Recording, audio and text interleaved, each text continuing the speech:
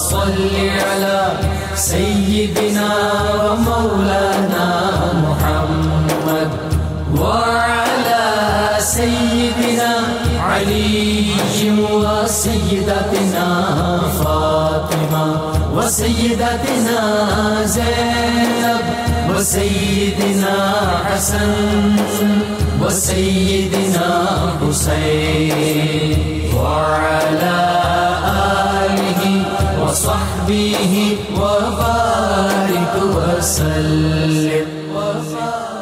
الحمدللہ رب العالمین والصلاة والسلام علی سید الانبیاء والمرسلین. اللہم صلی علی سیدنا و مولانا محمد وعلی آلہ واصحابہ وبارک وسلم وصلی علیہ. دنیا کے تمام دیکھنے والوں، تمام چاہنے والوں، تمام پیار کرنے والوں کو اور جہاں جہاں تک اس وقت میری آواز کو سنا اور مجھے دیکھا جا رہا ہے، جنید اقبال کی جانب سے انتہائی محبت کے ساتھ السلام علیکم.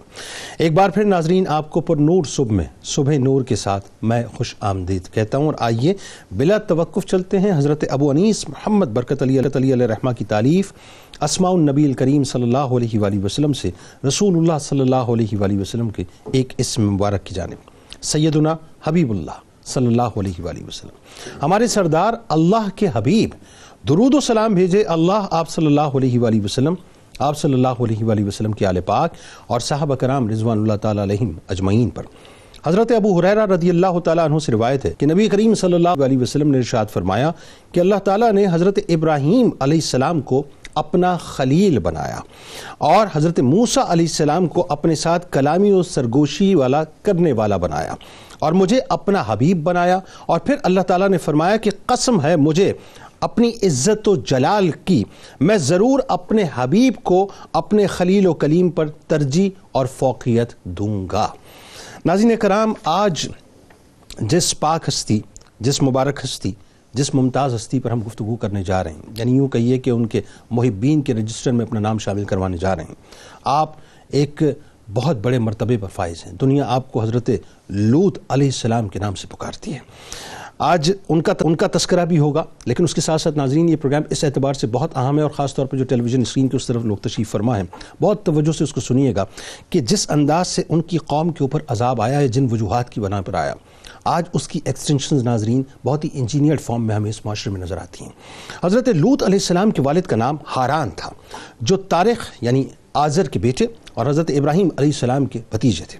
آپ علیہ السلام حضرت ابراہیم علیہ السلام پر سب سے پہلے ایمان لانے والوں میں شامل تھے. نیز ناظرین، آپ علیہ السلام حضرت ابراہیم علیہ السلام ہی کے زمانے میں اہل سدوم کی رہنمائی کے لیے نبوت کے منصب پر فائز ہوئے. والد ہاران کے انتقال کے بعد حضرت لوط علیہ السلام اپنے چچا حضرت ابراہیم علیہ السلام کے ساتھ بابل میں مقیم رہے اور پھر ایک عرصے کے بعد سدوم نامی شہر میں آباد ہو گئے. ابھی میں آپ کو ایک بیک گراؤنڈ بتلا رہا ہوں. سدوم کے آس پاس ناظرین تقریباً 5 نہایت خوبصورت شہر آباد تھے، جن میں ہر ایک کی آبادی تقریباً 1 لاکھ نفوس پر مبنی تھی. یعنی اگر یوں کہیے تو تقریباً کوئی 5 لاکھ افراد وہاں پر بستے تھے. یہ علاقے نہایت سرسبز و شاداب تھے اور قدرت نے اس کو ناظرین بہت حسین نظاروں سے نوازا تھا. باغات کی کثرت وہاں پر تھی، لیلات کھیت وہاں پر موجود تھے، یہاں تک کہ جو وہاں کے رہنے والے باسی تھے ان کی ضرورتوں سے زیادہ اللہ تعالیٰ نے ان کو نوازا ہوا تھا. مگر یہ بات ناظرین جو ان بستی والوں کے لوگوں کو جو ہے بالکل پسند نہ تھی کہ ان کے خیال میں ان بستی میں جو آنے والے پھل ہیں، اناج ہیں یا جو اگنے والی سبزیاں ہیں وہ تمام کی تمام ان کی اپنی ہیں، اس پر صرف انہی کا حق ہے. بس یہی جو غرور تھا، یہی جو تکبر تھا اور یہ جو سرکشی تھی ناظرین، دراصل ابلیسیت کا خاصہ بھی ہے، ابلیس کا خاصہ بھی ہے اور اس کا طرز عمل بھی ہے، اور وہ اس کے اندر مبتلا ہو چکے تھے. اہل سدوم نے جب اس طرز فکر کو قبول کر لیا تو ان کے اندر طرح طرح کی برائیاں پیدا ہونا شروع ہو گئیں. ہرس، لالچ، بغض، اناد، کینہ، زرپرستی، دل آزاری، بد اخلاقی، فسق و فجور میں وہ لوگ مکمل طور پہ غرق ہو چکے تھے. اور پھر شیطان نے ان کو دنیا میں پہلی مرتبہ ایک ایسے فعل بد میں مبتلا کر دیا کہ اس کے بعد قوم لوط علیہ السلام کی ان خوبی یعنی جو خوبصورت بستیاں تھیں وہ شدید ترین عذاب میں مبتلا کر دی گئیں. اور ایسا عذاب آیا ناظرین کہ زمین پلٹی گئی اور آسمان سے ان کے اوپر پتھر برسائے گئے. اور پتھر بھی ایسے برسائے گئے ناظرین کہ میں آپ کو بتاؤں کہ آج جو آپ گائیڈڈ میزائلز کی بات کرتے ہیں نا، نا, یعنی جبرائیل علیہ السلام اپنے پروں پر اس زمین کو آسمان کی طرف اوپر لے کے گئے, یہاں تک کہ ملائکہ نے ان کی مرغیوں اور کتوں کے بھونکنے کی اور مرغیوں کی جو ہے وہ پکارنے کی آواز سنی, اور اس کے بعد لا کر زمین پر پلٹا, یعنی بالکل دھسا دیا. اور عالم یہ ہوا کہ لوگوں جن کا نام ان کے اوپر تھا ان کے ٹارگٹس لے کے ان کے ناموں کے ساتھ جو ہے ان کو اٹیک کیا گیا. جو بستی سے باہر تھے ان کے اوپر بھی پتھر برسائے گئے اور ان کو جو ہے بالکل نیست و نابود کر دیا گیا. اللهم صل على سيدنا ومولانا محمد وعلى سيدنا علي وسيدتنا فاطمة وسيدتنا زينب وسيدنا حسن وسيدنا حسين وعلى آله وصحبه وبارك وسلم. اللهم صل على سيدنا ومولانا محمد وعلى سيدنا علي وسيدتنا فاطمة وسيدتنا زينب وسيدنا حسن وسيدنا حسين وعلى آله وصحبه وبارك وسلم.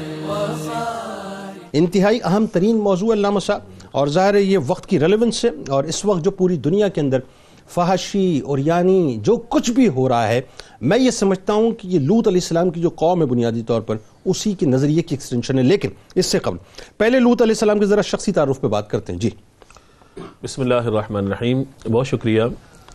حضرت ابراہیم علیہ السلام کے بھتیجے ہیں حضرت لوط علیہ السلام.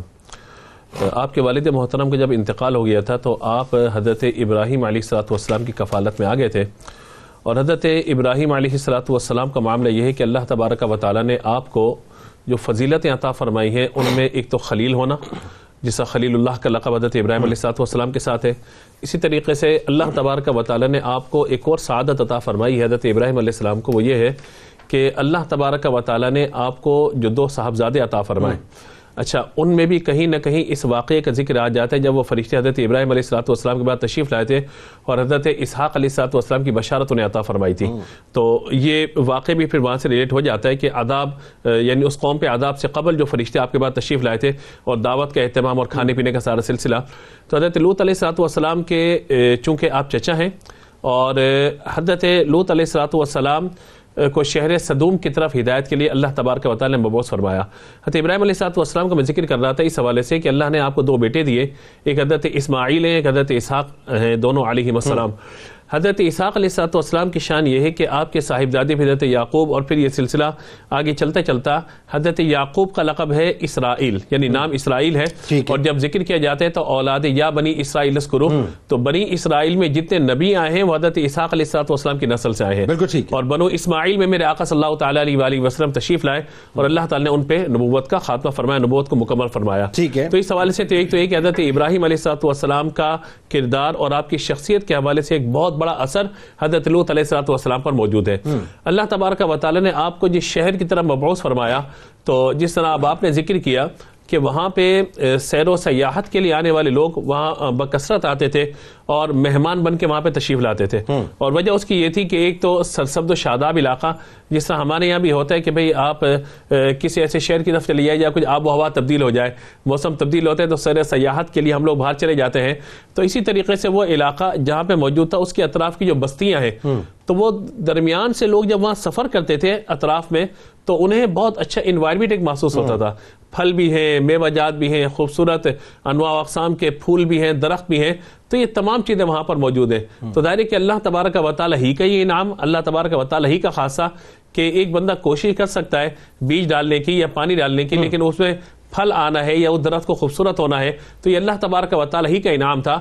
اب جب وہ سرکشی میں مبتلا ہوتے ہیں, اللہ کی نافرمانی میں مبتلا ہوتے ہیں, تو اللہ تبارک و تعالیٰ کی عادت کریمہ رہی ہے کہ اللہ تبارک و تعالیٰ کسی نہ کسی نبی کو مبعوث فرماتا ہے، اور اس میں حکمت یہ ہوتی ہے کہ کوئی اللہ کی بارگاہ میں یہ نہ کہہ سکے کہ ہمیں کوئی بتانے والا نہ تھا، ہمیں کوئی ہدایت دینے والا نہ تھا. حجت ہونی چاہیے، حجت، بالکل. اور حجت یعنی اتمام حجت کے طور پہ اللہ تبارک و تعالیٰ نے جہاں پیغام ابراہیم علیہ السلام ان لوگوں تک پہنچا تھا، لیکن خاص حضرت لوط علیہ السلام کو وہاں بھیجا گیا جو شہر بابل کہلاتا ہے، ملک شام کے قریب یا فلسطین، یہ جو آپ نے تاریخی جغرافیائی ایک جو ہے مطلب وہ بات کی ہے، تو وہاں کی یہ ساری آبادی کا اطراف آپ دیکھ لیجئے اور وہاں پہ انواع اقسام کی نعمتیں دیکھ لیجئے. تو اس پر انہیں اللہ کا شکر ادا کرنا چاہیے تھا کہ کوئی ہے کہ جو ہمیں یہ ساری نعمتیں دے رہا ہے.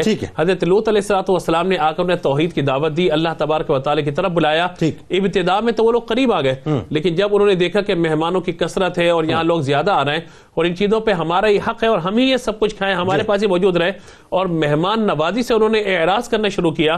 تو لہذا اب کیسے مہمانوں کو دور کیا جائے، مہمانوں سے کیسے نجات حاصل کی جائے، مہمانوں سے کیسے بچا جائے، ان لوگوں سے کیسے ہم دوری اختیار کریں، پھر وہ اس عمل بد میں مبتلا ہوئے جس کی وجہ سے اللہ تبارک و تعالی نے انہیں ہلاک و برباد فرما دیا. اچھا، اس میں ایک بات ہی بتائیے، جیسا کہ وہ جغرافیکل حوالے سے تھوڑی سی بات ہو رہی تھی کہ مغرب میں اسرائیل موجود ہے، ایسٹ میں جو ہے وہ اپنا اردن موجود ہے، اور یہ میں نے آپ کو بتایا یہ پوری بیلٹ ہے، اور یہ اس بیلٹ کی اس اعتبار سے بھی بڑی حیثیت ہے کہ لوگوں کو ذرا یہ انفارمیشن جانی چاہیے کہ صاحب یہ جو ملحمت العظمیٰ یا ملحمت الکبریٰ ہونی ہے، جسے ہرمجدون بھی کہا جاتا ہے، ارمگڈون بھی کہا جاتا ہے، ایکچوئل یہ وہی سارا ایریا ہے جہاں پر یہ سب کچھ بپا ہونا ہے. ظاہر شام کا جو شہر ہے حلب اور اس سے 25 کلومیٹر کے فاصلے پر رہتی دنیا تک عبرت کا نشان اللہ تبارک و تعالیٰ نے اس جگہ کو بنا دیا جسے بحیرہ مردار کہا جاتا ہے. پہلے ذرا یہ بتائیے کہ ابراہیم علیہ السلام موجود تھے، کیا ضرورت تھی پھر لوط علیہ السلام کو منتخب کر کے بھیجنے کی؟ بڑا اہم معاملہ ہے. دوسرا، لوط علیہ السلام جو ہے انہوں نے یعنی یہ تاریخ میں آتا ہے کہ سب سے پہلے آپ ابراہیم علیہ السلام پر ایمان لائے، یعنی اس کا مطلب تربیت آپ نے فرمائی. جی بسم اللہ الرحمن الرحیم. حضرت لوط علیہ السلام جو ہیں، لوط کا جو بنیادی معنی ذکر کیا جاتا ہے تفاسیر کے اندر وہ یہ ہے کہ چمٹ جانا، یکجان ہو جانا، یک قالب ہو جانا، اس طرح کے جو معانی ہمیں ملتے ہیں. کیونکہ حضرت ابراہیم علیہ السلام کے دل میں اپنے اس بھتیجے کے لیے بہت زیادہ محبت تھی جب سے یہ پیدا ہوئے تھے. تو روایات کے اندر آتا ہے، اسرائیلیات کے اندر یہ بات موجود ہے کہ اسی بنیاد پر چونکہ وہ قلبی محبت جو بچے کے پیدا ہونے سے آپ کو ہوئی تو آپ نے ان کا نام لوط رکھ دیا تھا. یہ آپ کی وجہ تسمیہ ایک آسانی کے طور پر. حضرت ابراہیم علیہ السلام کا حضرت لوط علیہ السلام سے جو تعلق ہے یہ بقیہ آپ کے صاحبزادوں سے بھی پہلے کا ہے، چونکہ اسحاق علیہ السلام اور اسماعیل علیہ السلام بہت بعد میں پیدا ہوئے ہیں. اچھا، جیسا کہ یہ عذاب والی ایک اشارہ ہم نے ذکر کیا ہے کہ وہ فرشتے جو اسحاق علیہ السلام کی پیدائش کا آپ کو بشارت دینے کے لیے آئے تھے، پھر بعد میں وہی قوم لوط پر عذاب کے لیے بھی وہاں سے نکل کر گئے. تو یعنی کہ ابھی اسحاق علیہ السلام پیدا نہیں ہوئے تو اس سے پہلے ہی حضرت لوط علیہ السلام نبی کے طور پر اپنے فرائض جو ہے وہ انجام دے. یعنی آپ کے کہنے سے مراد یہ وہ جو روایت میں آتا ہے کہ جو حضرت ابراہیم علیہ السلام کے فرشتے آئے پہلے آپ کے بیٹے کی یعنی ہونے والے بیٹے کی بشارت حضرت اسحاق علیہ السلام کی، اور یہاں سے نکل کر اور اسی کے سارے جب بشارت دے دی گئی تو وہیں پر جو قرآن نے ذکر کیا نا یجادلنا فی قوم لوط، کہ انہی فرشتوں نے کہا تھا کہ ہم جو ہے وہ اب لوط علیہ السلام کی طرف جا رہے ہیں اور ان کی قوم پر ہم نے عذاب جو ہے اللہ کے حکم سے نازل کرنا. اچھا، اس میں کچھ کلام بھی ہوا تھا نا پھر ابراہیم علیہ السلام کی گزارشات بھی بتائیے، وہ بڑی تفصیلی بات ہے. تو وہ یہاں تک تھا کہ مطلب گفتگو اتنی طوالت پکڑتی گئی تھی کہ فما خطبکم ایھا المرسلون. قرآن مجید نے ذکر کیا کہ ابراہیم علیہ السلام نے ان سے پوچھا کہ فرستادو کہاں جاتے ہو، کس طرف بھیجے گئے ہو؟ تو انہوں نے کہا تھا کہ ہمیں اس طرح جو ہے نا یہ ذمہ داری دی گئی ہے. پہلے بشارت سنا دی گئی، پھر انہوں نے قوم لوط کے سارے معاملات کا ذکر فرمایا سیکنڈ فیز کے اندر. تو اب وہ جو قلبی محبت لوط علیہ السلام سے حضرت ابراہیم علیہ السلام کی تھی، تو اس قلبی محبت کی وجہ سے آپ نے اللہ رب العالمین کی بارگاہ میں عرض کرنا شروع کر دی کہ باری تعالیٰ میں اپنے اس بھتیجے سے بہت محبت کرتا ہوں، اور اس کو مطلب یہ کہ ان کی قوم کو موقع دیا جائے. اور جو ایک پیغمبر کی شان ہوتی ہے کہ وہ اپنی امت کے لیے سافٹ کارنر رکھتا ہے، تو وہ آپ نے چونکہ بنیادی طور پہ حضرت لوط علیہ السلام رسول نہیں ہیں، نبی ہیں، اور وہ حضرت ابراہیم علیہ السلام کے پیغام کو ہی آگے بڑھانے کے لیے آئے ہیں. تو جس طرح حضرت ہارون علیہ السلام کا ذکر ہے موسیٰ علیہ السلام کے ساتھ، تو وہ شریعت موسوی کو ہی آگے جو ہے وہ پہنچانے کے لیے مطلب وہ جو نظریہ تھا اسی کو ٹوک کر رہے تھے آپ. اچھا، یہ ذرا جملے میں فرق لوگوں کو سننے والوں کو سمجھا دیجیے، رسول اور نبی کا جو فرق ہے. وہ یہ ہوتا ہے کہ عام طور پہ جو ہمارے علماء کرام نے ذکر کیا ہے، بہت عام فہم طریقہ کار یہ ہے کہ رسول وہ ہوتا ہے جو ایک مکمل شریعت لے کر آتا ہے، باقاعدہ اس کے پاس شریعت دی جاتی ہے، اور بعض میں یہ بھی ذکر کیا جاتا ہے کہ اس کو کتاب یا صحائف بھی دیے جاتے ہیں. اور نبی یہ ہوتا ہے کہ جو کسی سابقہ رسول جو ان سے پہلے آئے ہوتے ہیں یا اسی زمانے میں موجود ہوتے ہیں، تو انہی کی شریعت کو اور احکامات کو وہ بس آگے تبلیغ فرما رہا ہوتا ہے، آگے پہنچا رہا. یعنی دوسرے لفظوں میں یہ سمجھ لیجئے کہ شولڈر پر جو ہے فضیلت کا ایک فیتہ رسول کی صورت میں اور لگ جاتا ہے. یعنی ہر رسول جو ہے وہ نبی ہو سکتا ہے، ہر نبی رسول. ہاں ٹھیک ہے، چلیں. تو حضرت لوط علیہ السلام کے ساتھ یہ تعلق. پھر حضرت لوط علیہ السلام کی جو ذاتی ایک بائیوگرافی کے حوالے سے بات ہے کہ ابتدا سے ابراہیم علیہ السلام کے ساتھ رہنا، تمام سفروں میں آپ ان کے ساتھ رہے، بابل میں، نینوا میں، شام میں، مصر میں بھی رہے. حضرت سارہ علیہ السلام کے ساتھ جب آپ کا وہ عقد کا معاملہ اور وہ ساری چیزیں، اس کے اندر بھی آپ کی رفاقت وہاں ملتی ہے. طویل عمر مبارک آپ نے پائی، اور اس طویل عمر مبارک کا بہت زیادہ حصہ جو ہے وہ حضرت ابراہیم علیہ السلام کی معیت کے اندر جو ہے وہ صرف فرمایا گیا. اور یہی وجہ تھی کہ حضرت ابراہیم علیہ السلام کے بارے میں دو روایات ملتی ہیں کہ حضرت لوط علیہ السلام کو وہ تقسیم جو آپ نے فرمایا کہ وہ الگ کیوں کیا، وہاں کیوں بھیجا، تو اس کے بارے میں دو روایات ہیں. وہ اگرچہ اتنی زیادہ کوئی مضبوط تو نہیں ہے، لیکن یہ کہ وہ کچھ چیزیں دنیاوی طور پر کچھ معاملات کے اندر اختلافات پیدا ہو رہے تھے، اور آپ نہیں چاہتے تھے کہ اس محبت کے اندر کوئی جو ہے وہ خلل پیدا ہو، تو لہٰذا آپ نے لوط علیہ السلام کو محبت کی تقسیم کے اندر جو ہے وہ اختلاف پیدا ہونے کی وجہ سے اس طرف منتقل فرما دیا کہ آپ وہاں جائیں. اور دوسری بات یہ ذکر کی جاتی ہے کہ حکم الہی یہ تھا کہ اس قوم کی بے رہروی اتنی بڑھ چکی تھی، تو لہٰذا اب وہاں ایک مستقل رہنما کی ضرورت تھی جو ان کے معاملات کو آبزرو کرے اور ان کو اس کے مطابق ہدایت کا پیغام پہنچائے. تو لہٰذا ان دونوں وجوہات میں کون بھی ہے وہ اس کی وجہ سے آپ کو وہاں منتقل فرما دیا. اس کا مطلب یہ ہے جو تواریخ میں آتا ہے مفتی صاحب کہ حضرت ابراہیم علیہ السلام بنیادی طور پر ملک شام میں اس وقت غالباً موجود تھے، ملک شام ہے نا. اچھا، ملک شام پھر وہی بات آ گئی کہ اس کا بھی نارتھ بنتا ہے، یعنی اگر ہم اس طرح سے دیکھیں تو جو بحیرہ جو تبریہ ہے اس کا بھی نارتھ بنتا ہے. اور پھر آپ نے آل دا وے جو ہے وہ ساؤتھ کی طرف آنا ہے، سعودیہ کی طرف آنا ہے، سعودی عرب کی طرف آنا ہے، مکے کی طرف آنا ہے. تو یہ ٹریولنگ اور مطلب بہت زیادہ ہے. درمیان میں ظاہر ہے یہ علاقہ بھی جسے آپ شہر صدوم کہتے ہیں. فرشتوں کا، اچھا اس سے پہلے کہ فرشتوں کے بارے میں ہم بات کریں، ایک اور یہ کہ بنیادی طور پہ ذرا لوگوں کو اجمالی طور پہ بتائیے کہ قوم لوط کی اصل حالت کیا تھی اس وقت، یعنی جو ان کے عیب تھے، جو گناہ تھے، وہ کس لیول کے تھے، کہاں تک پہنچ گئے؟ بسم اللہ الرحمن الرحیم. بہت ہی اہم ترین عنوان ہے، اور عموماً اس موضوع پر پاکستان میں جتنے بھی مین اسٹریم میڈیا کے چینلز ہیں اس عنوان پر گفتگو نہیں ہوتی، اور اس عنوان کو بالخصوص ہمارے نوجوانوں کو توجہ کے ساتھ سننا چاہیے. بالکل ٹھیک. حضرت لوط علیہ السلام اللہ رب کریم کے وہ جلیل القدر نبی ہیں کہ جو اسلام، کرسچینٹی اور جوڈائزم بیک وقت ان تینوں مذاہب میں آپ کی شخصیت انتہائی اہمیت کی حامل ہے. ٹھیک ہے. آپ کا جو دور ہے وہ آج سے تقریباً 4000 برس پرانا ہے، یعنی جس سویلائزیشن کی ہم بات کر رہے ہیں وہ آج سے تقریباً 4000 برس پرانی ہے. ٹھیک ہے. اور جس طرح سے آپ بالخصوص ان کی لوکیشن کے حوالے سے اور ان کی قوم کے حوالے سے بات کر رہے ہیں، تو ہمیں یہ سمجھنا چاہیے کہ یہ پورا علاقہ زمانہ قدیم میں بلاد الشام کہلاتا تھا، یعنی جس ایریا میں آج جارڈن اور سیریا، فلسطین، یہ سارے کے سارے علاقے آج لوکیٹڈ ہیں، ان کو اس زمانے میں بلاد الشام کہا جاتا تھا. اسی لیے کلام کی معذرت، میں بار بار لوکیشن کی اس لیے بات کر رہا ہوں، میں نے ایک جملہ استعمال کیا، شہر صدوم کی خرافات اور ان کے بدترین گناہوں کی ایکسٹینشن انجینئرڈ فارم میں آج پوری دنیا میں نظر آتی ہے. آج بھی ساری چیزیں وہیں سے ایکسپلور ہو رہی ہیں. بس یہ میں کہنا چاہتا ہوں. بلکہ قابل افسوس بات یہ ہے کہ وہ تمام تر گناہ جو سابقہ امتوں میں الگ الگ نعوذ باللہ من ذالک رائج تھے، اللہ رب کریم ہم سب کو اپنے عذاب سے محفوظ فرمائے، آج امت مسلمہ میں وہ تمام کے تمام گناہ مکمل طور پر ہمیں موجود نظر آتے ہیں. آپ دیکھیے کہ ملک شام کا، اس زمانے کا ملک شام، اس کا صوبہ حمص میں یہ شہر صدوم یا امورہ نامی اقوام یہاں پر آباد تھیں. اور قرآن مجید میں بالخصوص آپ نے جو قوم لوط علیہ السلام کے اعمال اور آخر ایسی کیا وجہ ہے کہ وہ اللہ تعالیٰ کے عذاب کے مستحق قرار پائے، میں چاہوں گا کہ قرآن مجید کی روشنی میں ہم اس پر بات کرتے ہیں. دیکھیے لوط علیہ السلام کی عمر تقریباً 175 برس تھی، اور آپ نے 1 صدی سے زائد عرصے تک لوگوں میں دعوت و تبلیغ کا کام کیا ہے. اور آپ کی امپورٹنس یہ ہے کہ 11 انبیاء کے ماں سوا، جنید بھائی بنی اسرائیل میں تمام اللہ نے 1,24,000 انبیاء کو مبعوث فرمایا ہے، اور وہ 11 انبیاء جو بنی اسرائیل کی طرف نہیں آئے ان میں سے ایک حضرت لوط علیہ السلام بھی ہیں، تو آپ بنی اسرائیل میں سے نہیں ہیں، یہ بہت امپورٹنٹ بات ہے۔ اور جو ایریا آج آپ لوکیٹڈ دیکھ رہے ہیں وہ تمام کا تمام آج بنی اسرائیل سے ہی تعلق رکھنے والے لوگوں کے پاس۔ اچھا ظاہر بنی اسرائیل سے پہلے آپ آ چکے ہیں نا، کیونکہ اسحاق علیہ السلام سے سلسلہ چل رہا ہے، بالکل ٹھیک ہے۔ اب قرآن مجید میں اللہ تبارک و تعالیٰ نے سورۃ العنکبوت میں قوم لوط کے 3 جرائم بیان کیے ہیں۔ عمومی طور پر ہم یہ سمجھتے ہیں کہ شاید وہ فحاشی کا ارتکاب کرتے تھے یا نعوذ باللہ من ذالک وہ فعل حرام کا ارتکاب کرنے والے تھے، لیکن اور جرائم بھی ہیں جن کا قرآن نے ذکر کیا۔ اللہ تعالیٰ نے فرمایا کہ انکم لتاتون الرجال، فرمایا کہ تم فعل حرام کا ارتکاب کرتے ہو، وتقطعون السبیل، تم ڈکیتیاں مارتے ہو، اچھا ڈکیت ڈاکہ زنی بھی کرتے تھے۔ فرمایا وتاتون فی نادیکم المنکر، اور اپنی محفلوں میں سر عام گناہ کبیرہ کا ارتکاب کیا کرتے تھے۔ تو فرمایا کہ جب اللہ تبارک و تعالیٰ کے نبی نے ان کو دعوت و تبلیغ فرمائی تو کہنے لگے کہ فما کان جواب قومہ الا ان قالوا ائتنا بعذاب اللہ ان کنت من الصادقین، کہنے لگے اگر آپ سچے ہیں تو ہم پر اللہ کا عذاب نعوذ باللہ من ذالک نازل کریں۔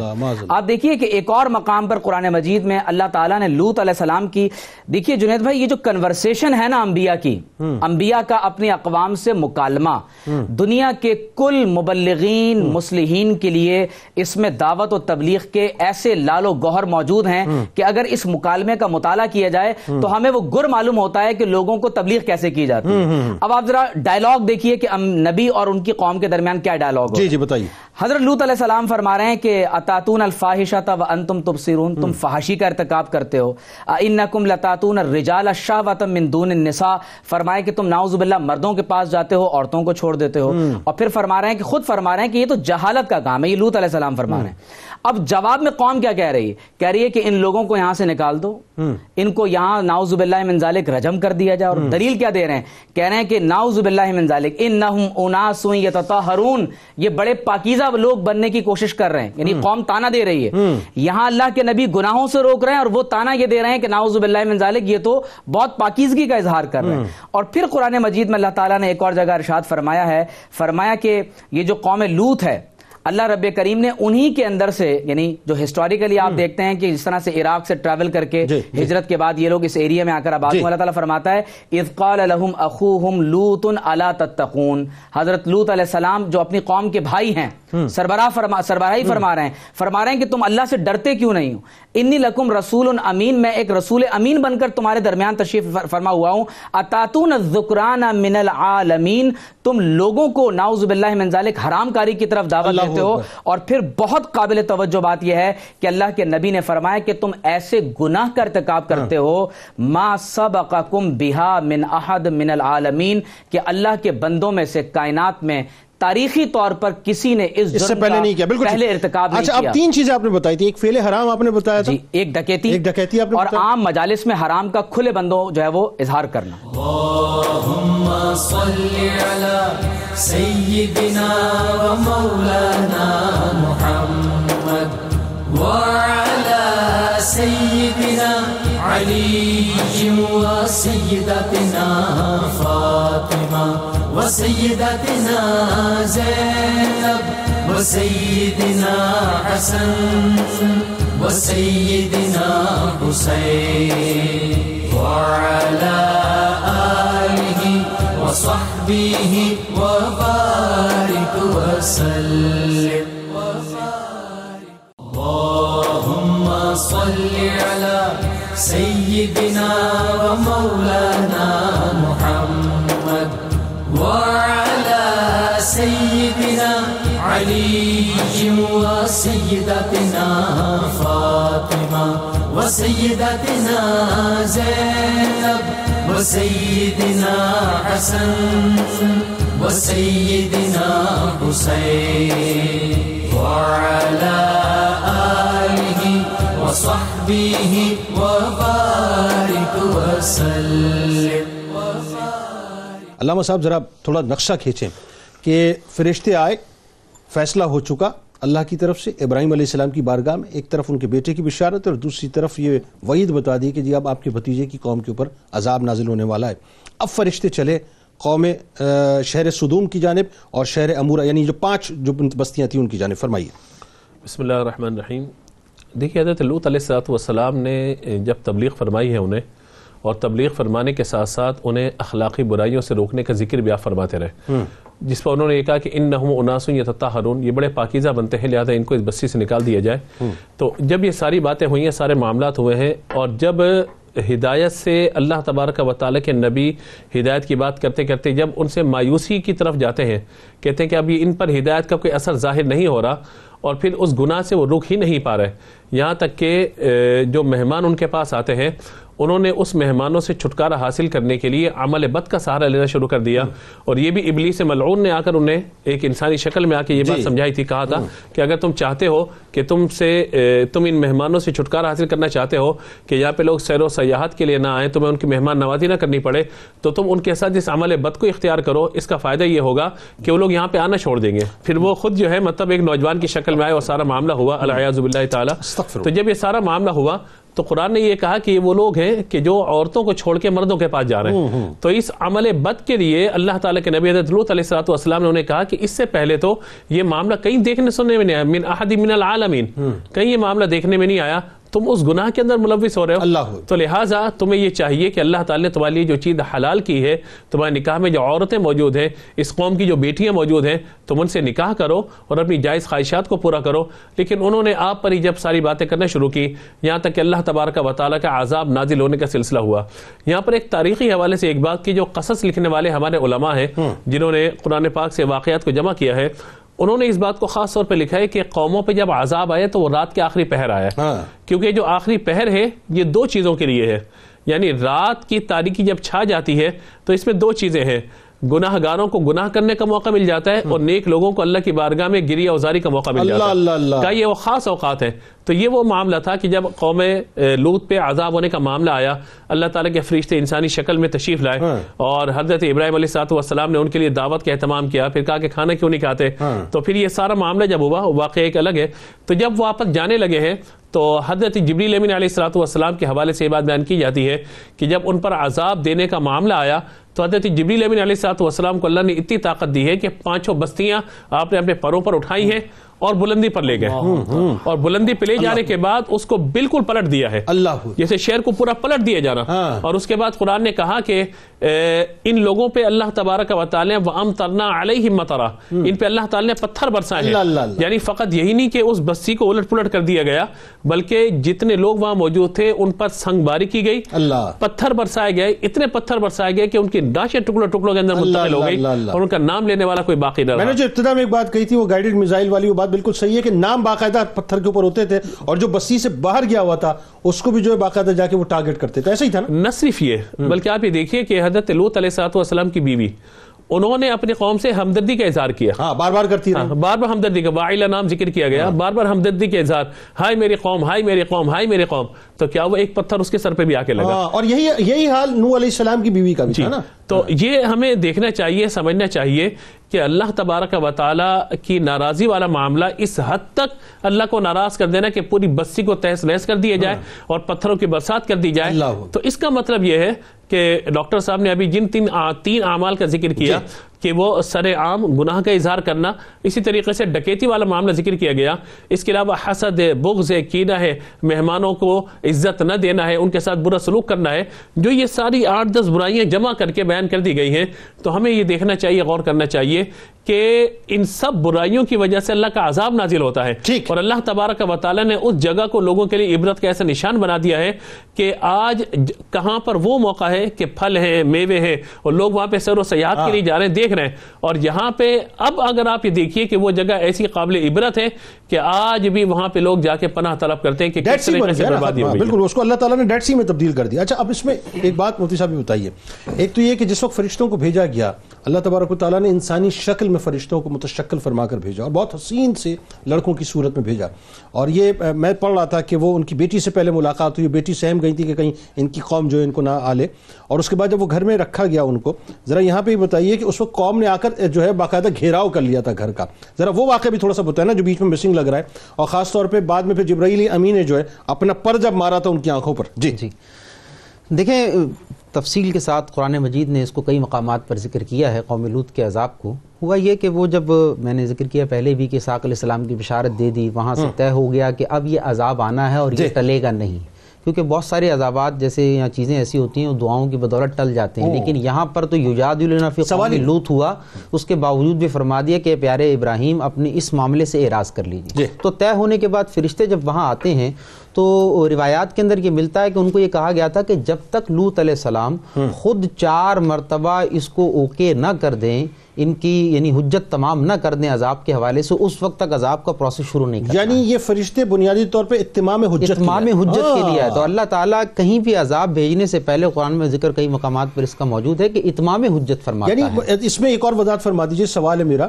کہ اتنا رحیم و کریم پروردگار کہ گناہ اپنے عروج پر ہے, اس کے باوجود اتمام حجت فرما رہا ہے. دیکھیں یہی تو اس کی شان کریمی ہے, اگر ورنہ تو پکڑنے پر آئے تو آپ یہاں گناہ کا صدور ہو اور یہاں آپ پر عذاب کا نزول ہو جائے. تو لیکن اس میں وہاں سے یہ روایت میں ملتا ہے کہ 3 یا 4 مرتبہ کا ذکر ہے, تو اس لیے وہ انسانی شکل میں متشکل ہوئے اور راستے میں ان کو ایک کنویں پر جو ملاقات ہوئی اپنی صاحبزادی سے. یہاں پر ہمیں اخلاقی طور پر ایک خوبصورت بات ملتی ہے کہ مہمان نوازی جو ہے, جو آج ہمارے کلچر میں ہماری ثقافت میں ختم ہوتی جا رہی ہے, یہ پیغمبرانہ سنت مبارکہ ہے. قرآن مجید میں بھی اور احادیث میں اس کی بے شمار فضیلتیں آئی ہیں. اب ان کی صاحبزادی نے جیسے ہی دیکھا کہ یہ مہمان ہیں تو ان کو سب سے پہلے اپنے مہمانوں کی عزت کے تحفظ کا اور ان کے تمام اخلاقی معاملات کا جو ہے وہ اندیشہ لاحق کر دیا, اور فوراً انہوں نے کہا کہ آپ میرے ساتھ مت آئیے گا, کیونکہ اندر بستی میں آتے تو ان کے ساتھ جو ہے نا ان کو اندیشہ تھا. تو ان کو وہیں پہ روکا اور خود تشریف لے گئی اپنے والد گرامی حضرت لوط علیہ السلام کے پاس, سارا معاملہ جو ہے وہ عرض کیا. پھر حضرت لوط علیہ السلام آئے اور ان کو لے گئے. اچھا, وہاں جب یہ عذاب کی صورت آتی ہے تو جب وہ گھر میں تھے, چونکہ بیوی نے جو خیانت کرنی تھی تو اس نے وہ علامات مقرر کی ہوئی تھی, یعنی دن کے وقت میں دھواں نکال دوں گی اور رات کے وقت یہ ہوگا کہ میں آگ جلا دوں گی, تو اس سے پتہ چل جائے گا کہ یہاں پر مہمان آئے. تو انہوں نے اپنے حسب مزاج جو ہے وہ کام کیا, یعنی انفارمیشن پہنچا دی. لیکن چونکہ یہ تو فرشتے تھے اور یہ سارے کے سارے معاملات دیکھ رہے تھے, ان کو پتا تھا. تو اب حضرت لوط علیہ السلام نے ان کو پروٹیکٹ کرنے کے لیے, چونکہ مہمان ہیں ابھی انسانی شکل میں متشکل ہیں, وہی نور اور بشر والی بات, ابھی وضاحت نہیں ہوئی ہے, ابھی وضاحت نہیں ہوئی, کیونکہ اتمام حجت اس وقت ہوگا نا, پہلے انسانی پروسیس کے مطابق ساری چیزیں مکمل کر لی جائیں. تو وہ جب آ گئے اور انہوں نے گھر کا گھیراؤ کر لیا اور وہ ساری چیزیں ہو گئیں, تب حضرت جبریل علیہ السلام کو اللہ کی طرف سے اجازت ملی ہے. تو قرآن میں پھر اس کا ذکر آتا ہے کہ حضرت جبریل نے کہا کہ اے لوط آپ نہ گھبرائیں, ہم اللہ کی طرف سے بھیجے ہوئے ہیں اور ان کو عذاب دینے آئے. تو اب وہ جب ان اتنی دیر میں بعض میں ہے کہ دروازہ توڑ دیا گیا اور بعض میں وہ پھلانگ کر آ گئے.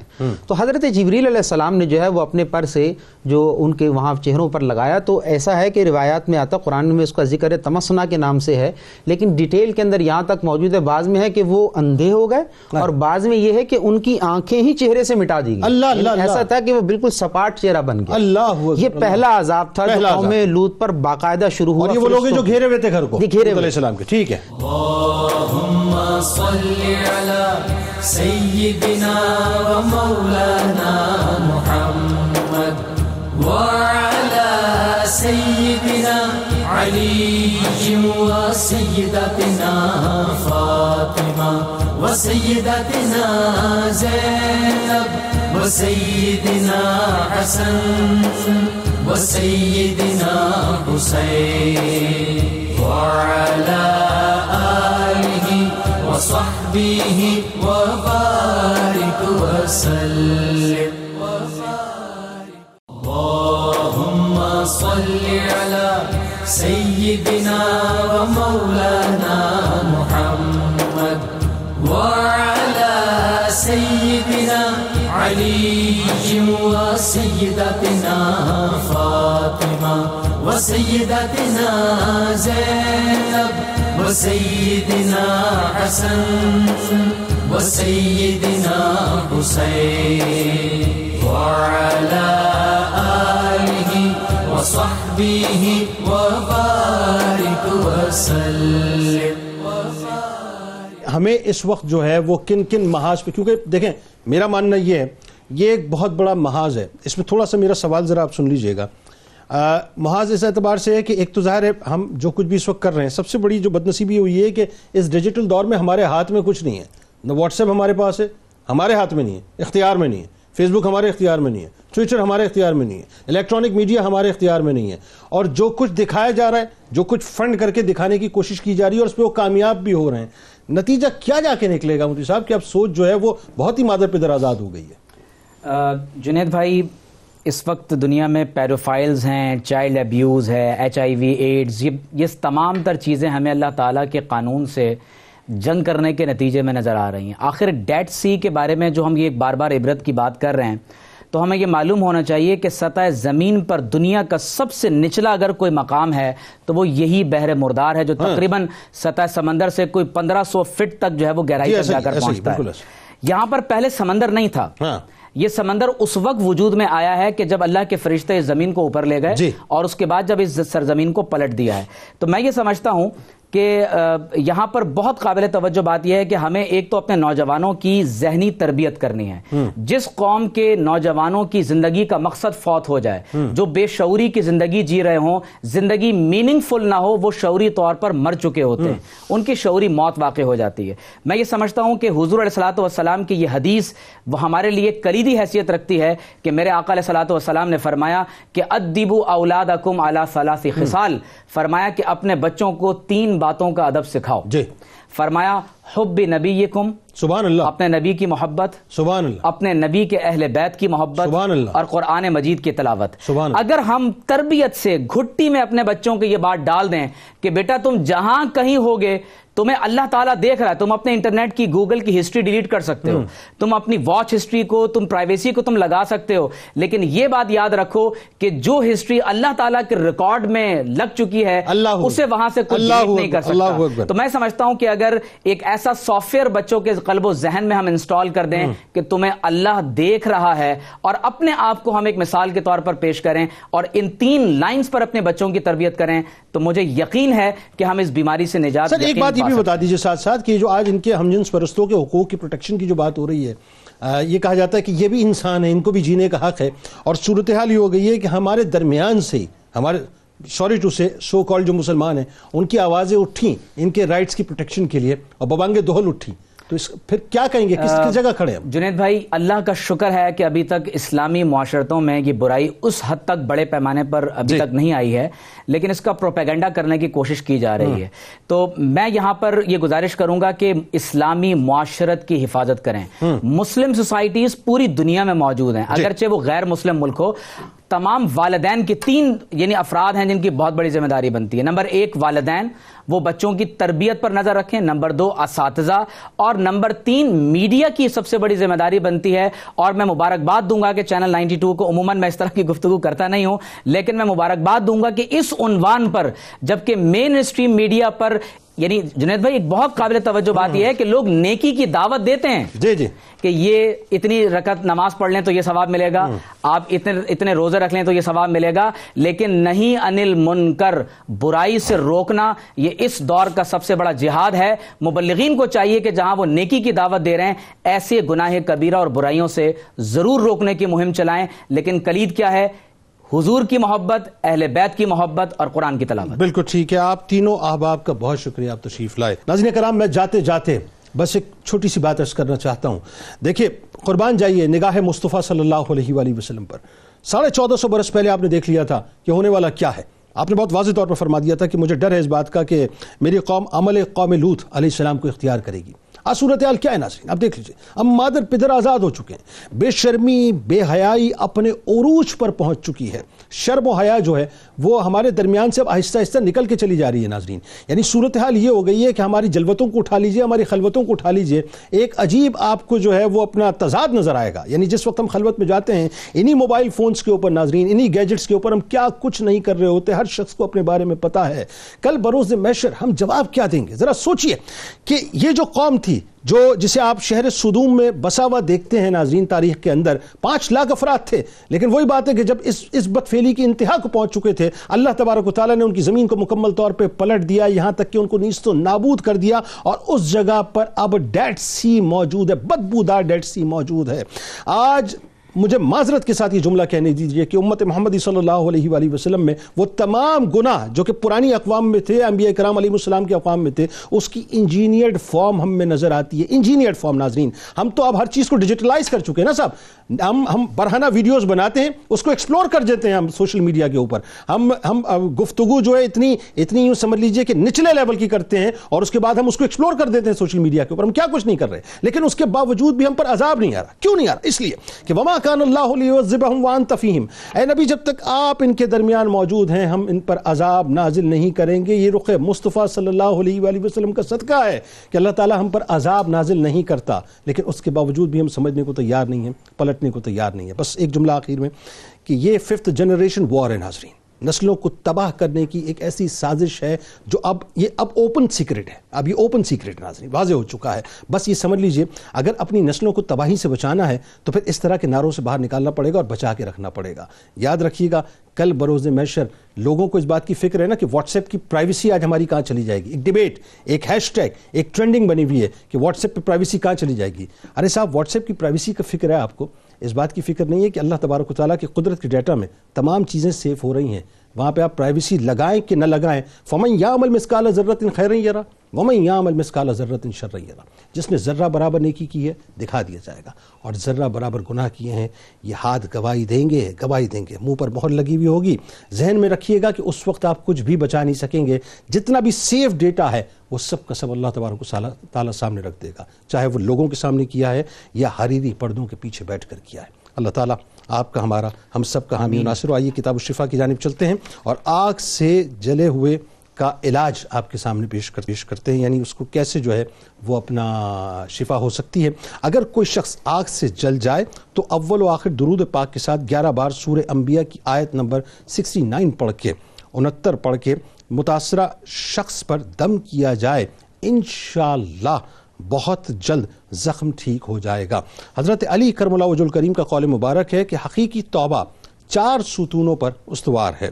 دل سے پشیماں ہونا، زبان سے استغفار کرنا، یہ آج کے موضوع سے ریلیٹڈ ہے ناظرین، یعنی زبان سے استغفار کرنا، اعضاء کے عمل کے ذریعے، اور دوبارہ ایسا گناہ نہ کرنے کا پختہ ارادہ کرنا. اللهم صل على سيدنا ومولانا محمد وعلى سيدنا علي وسيدتنا فاطمة وسيدتنا زينب وسيدنا حسن وسيدنا حسين وعلى آله وصحبه وبارك وسلم.